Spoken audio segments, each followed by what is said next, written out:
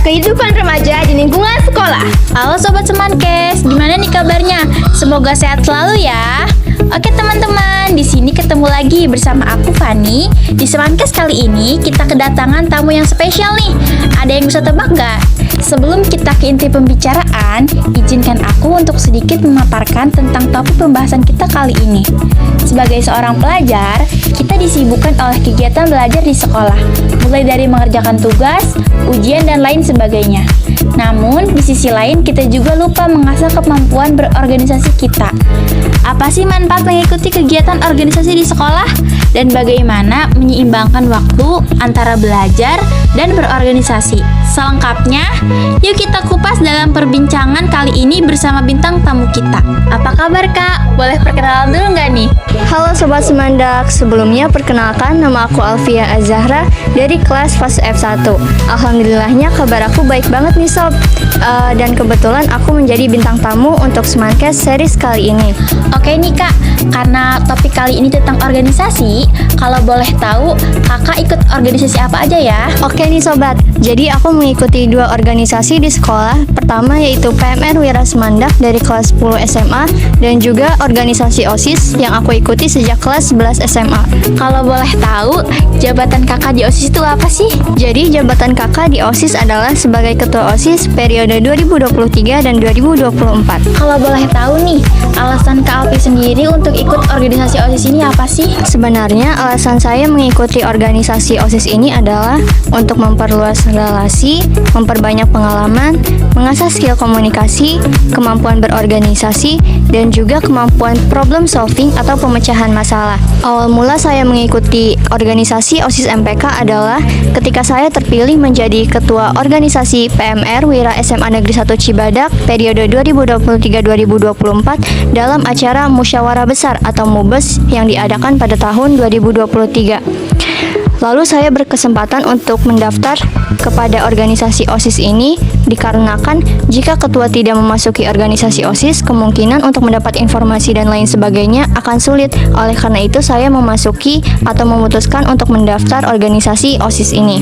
Lalu setelah memutuskan untuk mendaftar organisasi OSIS, saya ditawarkan oleh ketua OSIS periode sebelumnya dan juga pembina OSIS saat ini, bagaimana jika saya mencalonkan diri sebagai ketua OSIS periode 2023 dan 2024. Di sanalah pengalaman saya dimulai. Tadi kan alasan Kakak mendaftar organisasi OSIS adalah untuk menambah pengalaman. Bisa diceritain nggak sih bagaimana pengalaman Kakak saat mengikuti OSIS? Jadi pengalaman aku selama mengikuti organisasi OSIS dimulai dari kegiatan pemilas atau pemilihan ketua OSIS dan juga ketua MPK beserta wakil-wakilnya. Lalu dilanjut dengan pelantikan pada bulan Januari dan dilanjutkan lagi dengan kegiatan raker atau rapat kerja untuk merapatkan program-program OSIS dan MPK. Lalu ada kegiatan besar juga yaitu kegiatan Isra Mi'raj di mana kita mengundang tokoh agama Islam. Lalu pada bulan Ramadan kita mengadakan semandak berbagi.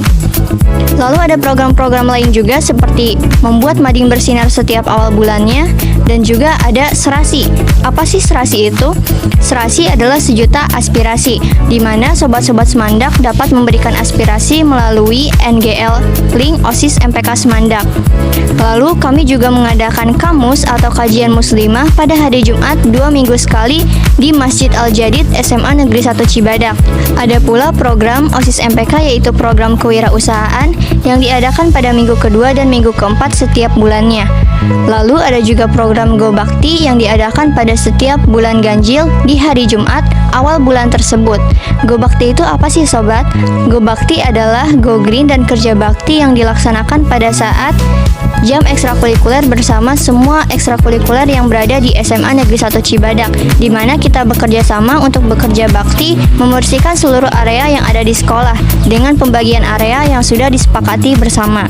Ada pula program-program yang lainnya. Jika teman-teman atau sobat Semandak penasaran dengan program kami yang sudah dilakukan, teman-teman dapat mengecek Instagram OSIS MPK Semandak dan melihat apa saja kegiatan yang sudah kami upload selama berkegiatan di sana. Dari semua pengalaman tadi, menurut Kak Alfi, apa sih enak gak enaknya di ketua OSIS?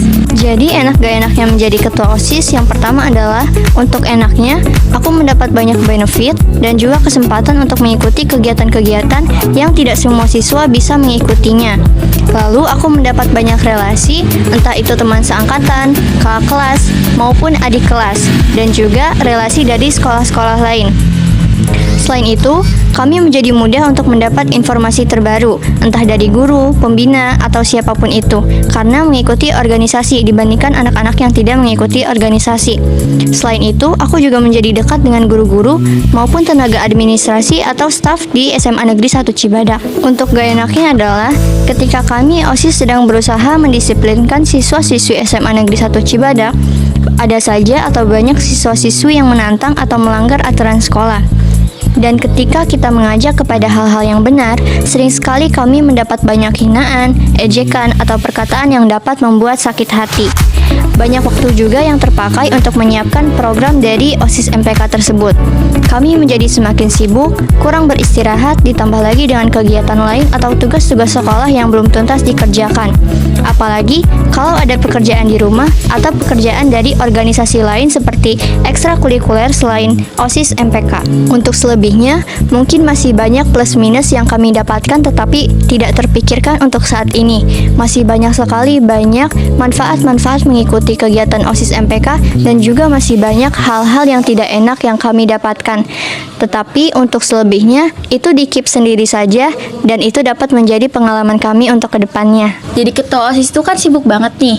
Nah, bagaimana cara kakak untuk bisa membagi waktu antara organisasi dan tugas-tugas lainnya?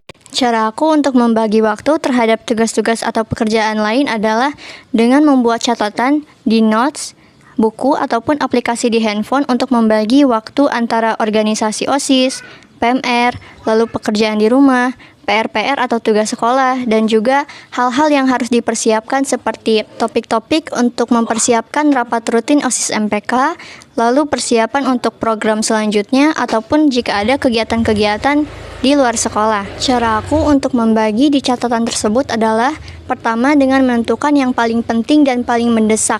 Lalu yang kedua adalah penting tidak mendesak, dan yang ketiga adalah tidak penting tapi mendesak, dan yang keempat adalah tidak penting dan tidak mendesak. Jadi ketua OSIS itu kan jadi pemimpin. Nah, menurut Kak Alpi, jiwa kepemimpinan itu penting nggak sih?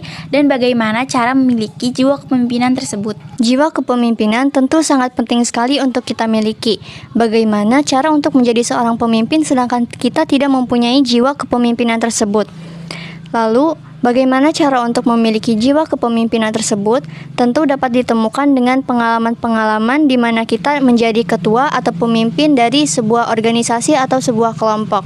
Dari pengalaman tersebut, bisa jadi bibit-bibit jiwa kepemimpinan kita dapat tumbuh hingga bisa menjadi seperti saat ini.